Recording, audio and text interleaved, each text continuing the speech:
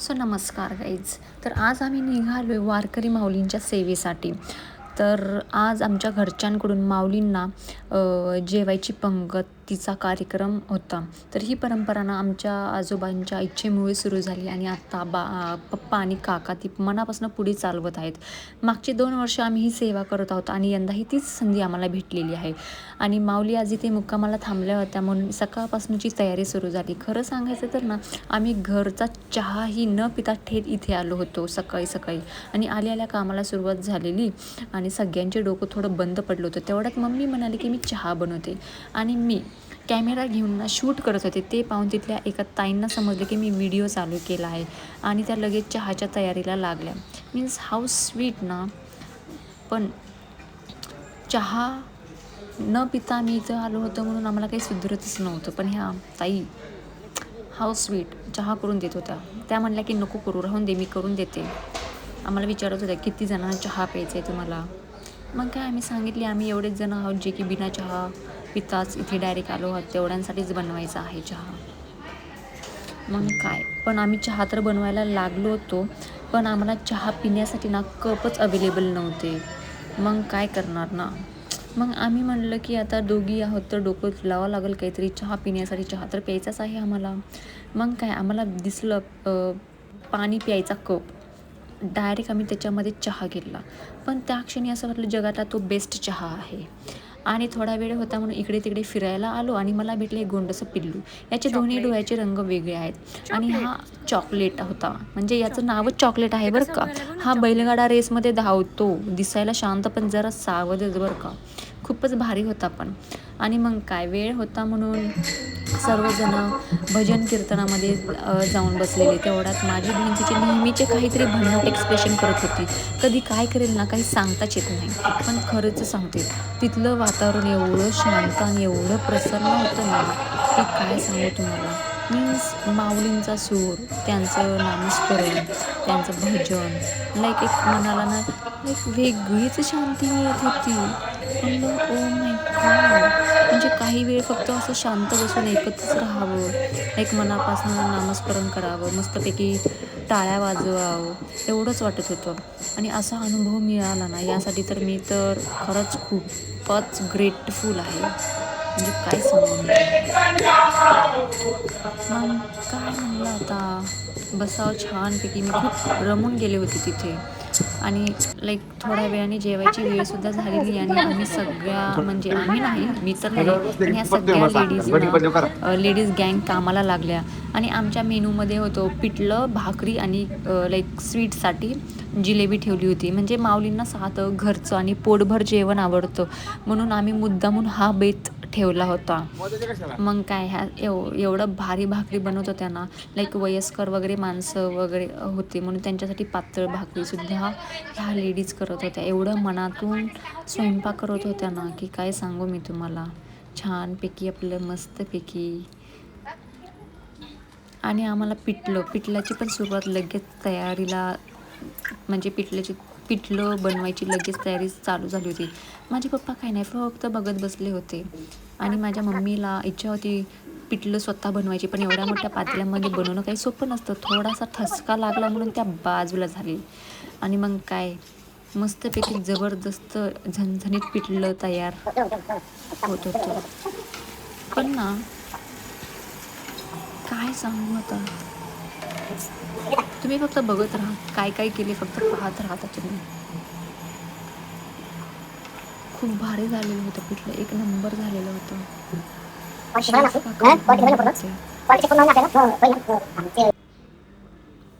मी म्हणलं की चला थोडंसं थोडाफार हातभार लावलेला चांगला. पण ते एवढं मोठं काय होतं ते काय म्हणतात त्याला, हे दांड्याला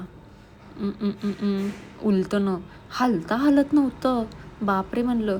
पप्पा म्हणले तू राहून दे, तुझ्याकडून फक्त भाकरी मोडायचे कामं चांगले होऊ शकतात. मग काय म्हणलं एनिवे वॉटेव्हर. स्वतःला सुद्धा ते काय उलटणं हालत नव्हतं, एवढं जड होतं ते. आणि मग काय, मग मी तेच काम आपलं करायला लागली. पण मी ते काम ना मनापासून केलं, भाकरी मोडायची कामं. आपल्याच्यानं तेच होऊ शकतं बाबा. पण ना आमचा सगळा स्वयंपाक तयार झालेला होता आणि फक्त आता तो क्षण आला ज्याची सकाळपासून सर्वजण आम्ही वाट बघत होतो. ती म्हणजे आता माऊली पंक्तीत बसणार आणि मस्तपैकी जेवण करणार आणि त्यांना प्रेमाने जेवण वाढताना खरंच मन भरून येतं आणि आम्ही त्याचीच वाट बघून होतो. लाईक अशी सेवा करताना जो आनंद सगळ्या मोड नका शब्दात सांगताच येत नाही. काय राहू द्या ना. आणि मी काय सांगत आहे तुम्हाला, नाही नाही काय मोडायचं राहू द्या. उरल्या तर सोबत नेता येतं तुम्हाला म्हणजे सगळ्या मोडू नका. हां असं हां नाही नाही सोबत राहतो सोबत उरल्या काय करायचं. झाली तयारी आमची सगळी. आपले कैलासराव म्हटलं गुलाबराव सगळे माऊली वगैरे मस्तपैकी एका रांगेमध्ये जेवायला वगैरे बसले. पवार मॅडम आणि सीटीची बापू म्हणले तर चालेल, मला आनंद आहे. आणि त्यांनी सुद्धा रात्री मनात आणलं ज्ञानोबाईनं त्यांना बुद्धी दिली की नुसती दिली येत नाही तर मला बी काय करावं, म्हणून त्यांना अशा प्रकारे प्रसादाचा पंक्तीचा त्यांनी लाभ केलेला आहे. नंतर सकाळी वाजवायचा. आणि आता जी पंगत आहे, आता आमच्या गावचे रावसाहेब महादेवराव आढावा बाभळगाव परभणी यांचे आणि बंधू पुण्यात येतात ते आणि इलेक्ट्रिक बोर्डामध्ये चांगले साहेब आहेत. त्यांचे आणि अनुदानाचे जे आता पंगत आहे ते संकल्प सोडते.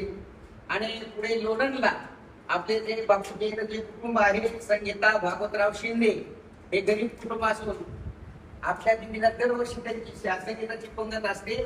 त्यांना सुद्धा सांगितलं त्या पुढच्या पंक्तीचा इथं संकल्प सोडूया. मॅडम आणि संगीताच्या हातावर आणि पाणी आमच्या भावले हरिभक्त पर्याय स्मिताताई हरकळ नर्स आहेत. आणि आता 2 आणि 2 धाम 4 धाम हा हो आणि अशा प्रकारे चालू आहे. अमेरिका कोणलाही जत्रा यात्राला वगैरे ते संपर्क साधला आणि त्यात त्यांच्या हातावर पाणी नंतर घेतली. आता ज्यांची पंगत आहे रावसाहेबांच्या हातावर अशा प्रकारे पाणी सोडून गजर करू. आणि आता मॅडमच्या हातावर स्मिताताई हरकळच्या दोन्हीच्या हातावर पाणी देऊ संकल्प सोडते. ईश्वर करो सावता महाराजांच्या दिंडीमध्ये ही अन्नदानाची पंगत आहे माऊलीच्या सोहळ्यात. तर त्यांनी जे मनात इच्छा केली द्या आणि कामाची, तर ती इच्छा पूर्ण करो एवढी माऊलीकडे प्रार्थना करूया. चांगली टाळी वाजवा. कुंडलिका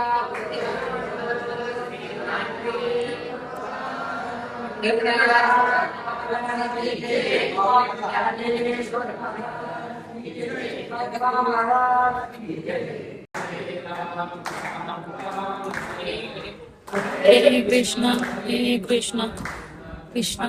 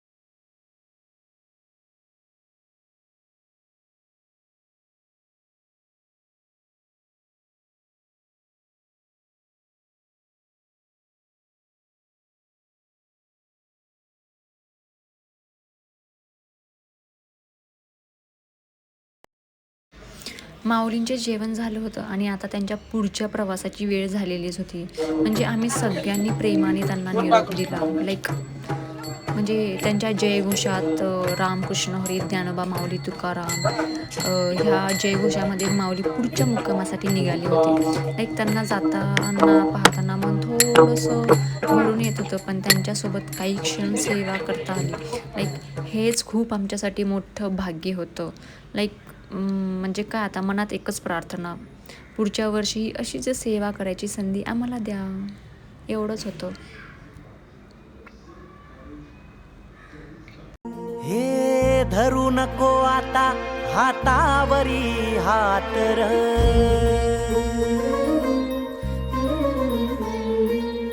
सोड उंबऱ्याला दिसणार नवी वाट र. हे धरू नको आता हातावरी हात र, सोड उंबऱ्याला दिसणार नवी वाट र. जीवा होत पायाला जग पाही कळसाला, करीत राहा पुण्याई मग बघ नवलाई. कशाची हो आता भीती, माऊली उभी पाठीशी जिता पुली. तू घेणार हडपसर थोडं आहे 10च्या आसपास. चल होतंय का? हा? 40 काल किती किलोमीटर चाललो? किती?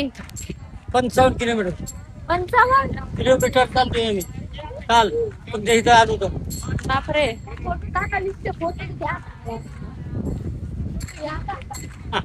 ते 55 किलोमीटर चालले म्हणजे मी 55. होता की मी होतो. ते बी आमच्या बरोबर जाईल. आनंद ते